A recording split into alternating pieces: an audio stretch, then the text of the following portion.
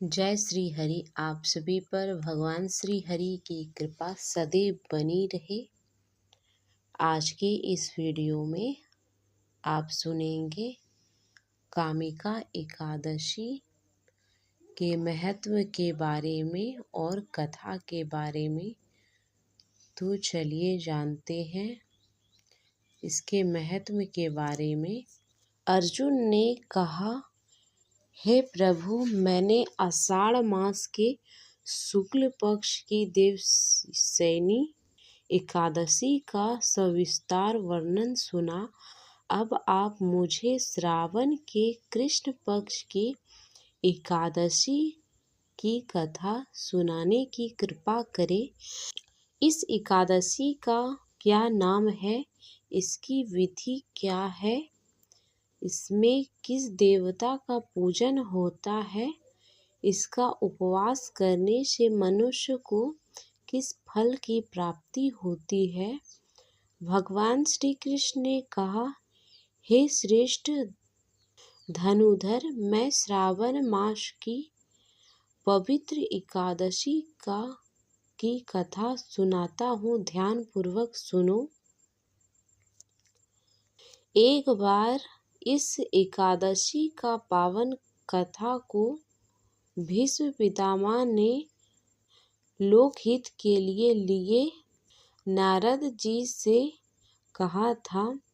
एक समय नारद जी ने कहा, हे पितामह, आज मेरी श्रावण के कृष्ण पक्ष की एकादशी की कथा सुनने की इच्छा है, अतः आप इस एकादशी की व्रत कथा विधान सही सुनाइए।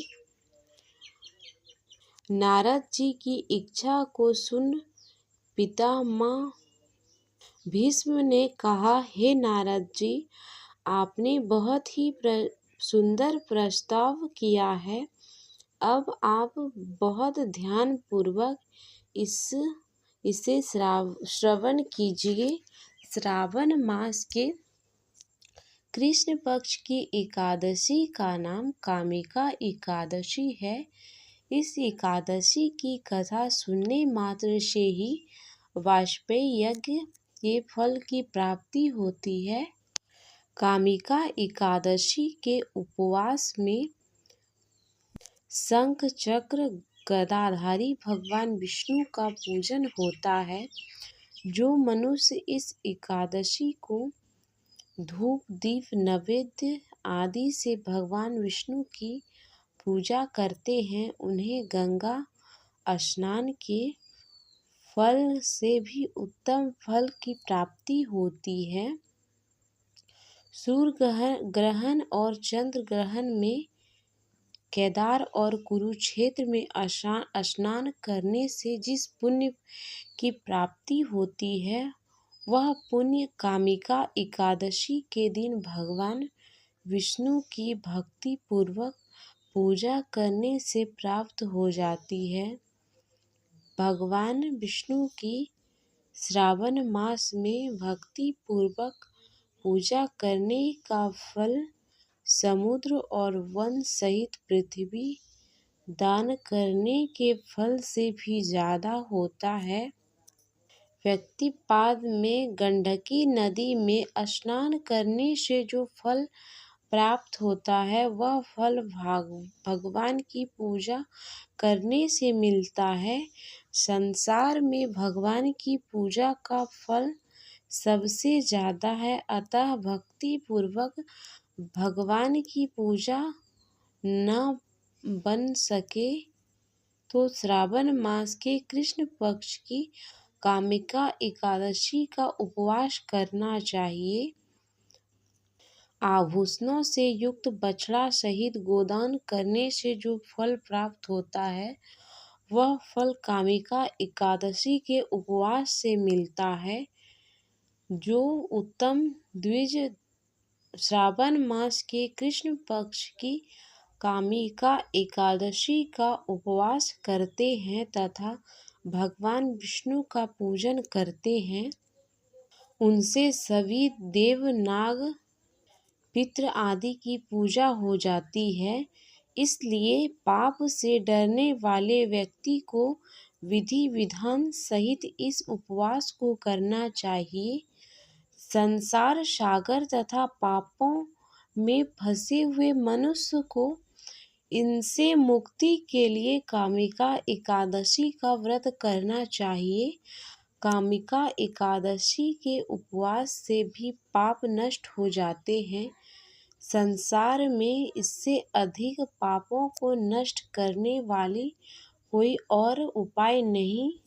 हे नारद जी, स्वयं भगवान ने अपने मुख से कहा कि मनुष्य को अध्यात्मक विद्या से जो फल प्राप्त होता है उससे अधिक फल कामिका एकादशी का व्रत करने से मिलता है। इस उपवास के करने से मनुष्य को ना यमराज दर्शन होते हैं और ना ही नरक के कष्ट भोगने पड़ते हैं। वह स्वर्ग का अधिकारी बन जाता है। जो मनुष्य इस दिन तुलसी दल से भक्ति पूर्वक भगवान विष्णु का पूजन करते हैं वे इस संसार सागर में रहते हुए भी इस प्रकार अलग रहते हैं जिस प्रकार कमल पुष्प जल में रहता हुआ भी जल से अलग रहता है। तुलसी दल से भगवान श्री हरि का पूजन करने का फल एक बार स्वर्ण और 4 बार चांदी के दान के फल के बराबर है। भगवान विष्णु रत्न मोती मणि आदि आभूषणों की अपेक्षा तुलसी दल से ही प्रसन्न होते हैं। जो मनुष्य प्रभु का तुलसी दल से पूजन करते हैं उनके सभी पाप नष्ट हो जाते हैं। हे नारद जी, मैं भगवान की अति प्रिय श्री तुलसी जी को प्रणाम करता हूँ। तुलसी जी के दर्शन मात्र से ही मनुष्य के सभी पाप नष्ट हो जाते हैं और शरीर के स्पर्श से मनुष्य पवित्र हो जाता है। कामिका एकादशी के रात्रि को दीपदान तथा जागरण के फल का महात्म्य चित्रगुप्त भी नहीं कह सकते। जो इस एकादशी की रात्रि को भगवान के मंदिर में दीपक जलाते हैं उनके पितृ स्वर्ग लोक में अमृत पान करते हैं तथा जो घी या तेल का दीपक जलाते हैं वह 100 करोड़ दीपकों से प्रकाशित होकर सूर्य लोक को जाते हैं। ब्रह्मा जी कहते हैं कि हे नारद, ब्रह्म हत्या तथा गर्भ हत्या आदि पापों को नष्ट करने वाली इस कामिका एकादशी का व्रत मनुष्य को यत्न के साथ करना चाहिए। कामिका एकादशी के व्रत का महत्तम श्रद्धा से सुने और पढ़ने वाला मनुष्य सभी पापों से मुक्त होकर विष्णु लोक को जाता है।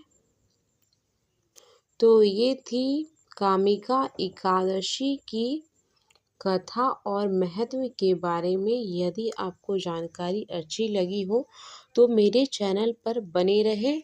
फिर से मैं आप सभी के समक्ष नए कथा लेकर आऊँगी। धन्यवाद।